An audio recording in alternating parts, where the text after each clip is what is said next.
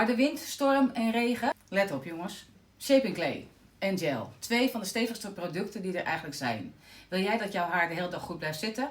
Dan zou ik kiezen voor één van deze 2. Nu tijdelijk 50% korting met welkom 15. De Shaping Clay is een matte finish. Je mag dit nog wel, laten we zeggen, weer opnieuw hermodelleren. Heb je gefietst, kan je even met je hand door je haar als je wil.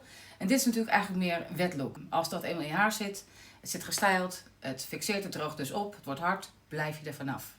2 grote verschillen, maar wel 2 sterke producten.